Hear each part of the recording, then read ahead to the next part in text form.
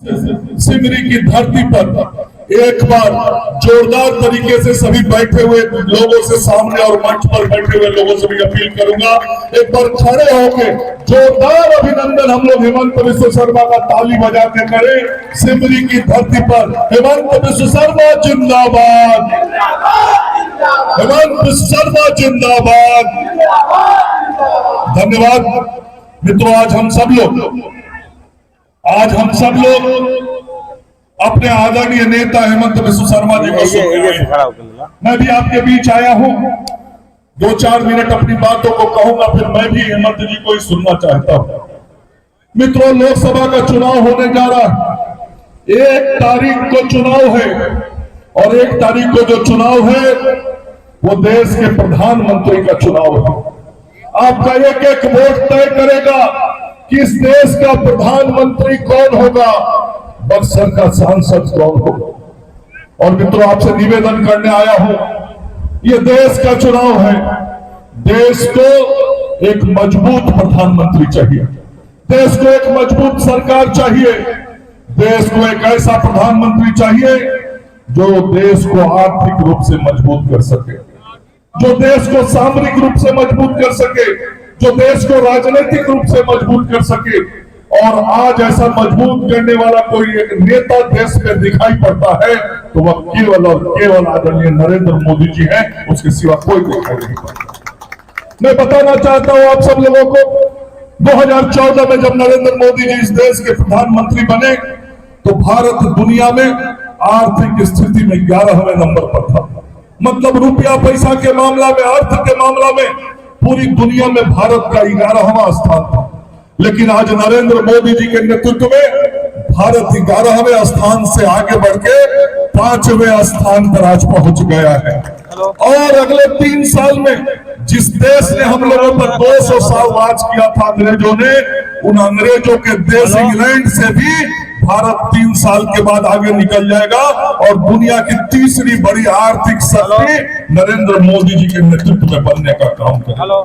मेरे भाइयों बहनों, मैं कह रहा था कि आर्थिक रूप से मजबूत होना चाहिए और सामरिक और राजनीतिक रूप से मजबूत होना चाहिए। आज भारत सामरिक रूप से इतना मजबूत हो गया है कि अब विदेशों से हथियार के लिए हमें विदेशों की तरफ आंख उठा के नहीं देखना पड़ता, उनसे मांगना नहीं पड़ता है, उनके आगे हाथ नहीं फैलाना पड़ता है। आज भारत स्वयं ऐसे अस्त्र शस्त्रों का निर्माण करता है कि अपना तो पूरा काम कर ही रहा है, अपने देश के सैनिकों का मनोबल तो बढ़ा ही रहा है, सुरक्षा के सारे हथियार और उपकरण दे रहा है।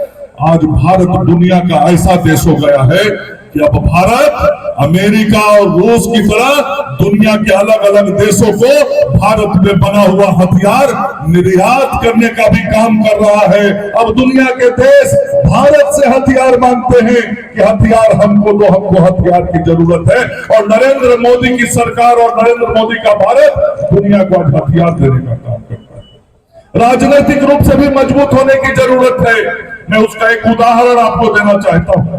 कुछ महीना पहले अभी रूस और यूक्रेन में युद्ध चल रहा था और वो फोन करते थे, हम लोगों को बात करते थे, प्रधानमंत्री जी के कार्यालय तक, प्रधानमंत्री जी तक ये बात पहुंची कि हमारे देश के हजारों बच्चे अमेरिकी रूस और यूक्रेन में फंसे हुए हैं और वो वापस नहीं आ पा रहे हैं, वहां पे युद्ध चल रहा है, बम गोले धमाके हो रहे हैं, हम लोगों के बच्चों की जिंदगी पर खतरा था।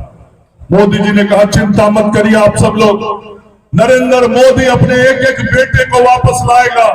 और उन्होंने रूस के राष्ट्रपति पुतिन को फोन किया और पुतिन को कहा, पुतिन साहब युद्ध बंद करो, युद्ध तब तक आपका और यूक्रेन का नहीं चलेगा जब तक भारत का एक बच्चा रूस से सकुशल बाहर नहीं निकल जाएगा। पुतिन ने पूछा, मैं कैसे पहचानूंगा और हमारे लोग कैसे पहचानेंगे कि ये भारत का बच्चा है और उसको जाने देंगे। मोदी जी ने कहा, भारत का तिरंगा जिन बच्चों के हाथ में होगा और जो बच्चे तिरंगा लेके आएंगे, समझना वो सब भारतीय हैं और एक बच्चों को बाहर भेजना होगा। और हम सब लोगों ने देखा, हमारे देश का एक बच्चा सकुशल वापस आ गया और हम लोग के साथ पाकिस्तान और बांग्लादेश के बच्चे भी भारत का तिरंगा लेके अपना जान बचा के निकल गए। यह राजनीतिक ताकत आज देश की बड़ी और हमको ऐसे ही ताकतवर प्रधानमंत्री की आज जरूरत है। और चुनाव जब होता है तो चुनाव में जनता जरूर ये देखती है कि हमारा सेवक भी बेहतर होना चाहिए। मैं आप सबको विश्वास दिलाने आया हूं, मिथिलेश तिवारी के रूप में जो सांसद प्रत्याशी आपके आए हैं, आपके बेहतर सेवक के रूप में साबित होंगे। इस बात का विश्वास मंगल पांडे बक्सर की धरती पर दिलाने आया है।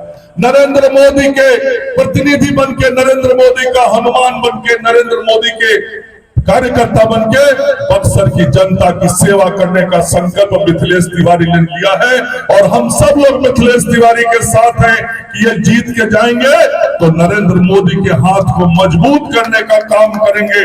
और अभी मेरी ओर से कुछ बात मिथिलेश जी कर रहे थे कि मंत्री के रूप में, बिहार सरकार के मंत्री के रूप में बक्सर की जो कुछ समस्याएं हैं, जो बातें हैं, उनके समाधान का काम मैं करूं। निश्चित रूप से मैं इतना ही कहना चाहता हूं कि मेरे तरफ से मिथिलेश तिवारी जो भी आश्वासन देंगे बक्सर की जनता को, मंगल पांडे उसको एक एक करके पूरा करने का काम करेगा। इस बात का विश्वास और भरोसा दिलाता हूं। मित्रों, आज मैंने कहा जो गांव गरीब मजदूर किसान की चिंता करता वैसे सेवक के रूप में भी आदरणीय नरेंद्र मोदी जी हैं। हम सब लोग आज हेमंत बिस्व शर्मा जी को सुनने आए, उनका मार्गदर्शन लेने आए हैं।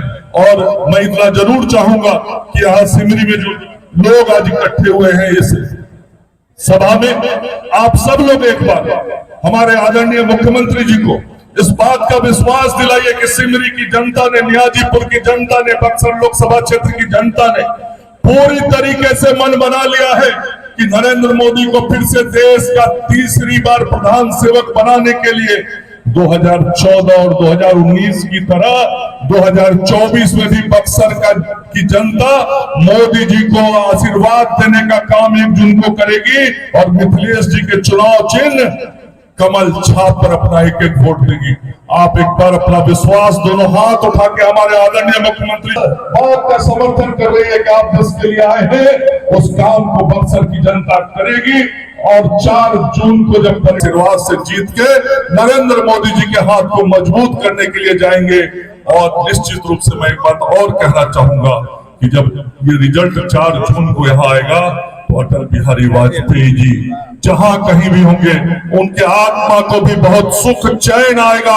इस बक्सर की धरती से अटल बिहारी वाजपेयी जी का बहुत गहरा लगाव रहा है, हमारे कैलाशपति मिश्रा जी का बहुत गहरा लगाव रहा है। वो जहां भी होंगे हमारे सारे अभिभावक, उनके आत्मा को भी शांति मिलेगी और बक्सर के एक एक लोगों का धर्म। बहुत बहुत धन्यवाद। नमस्कार।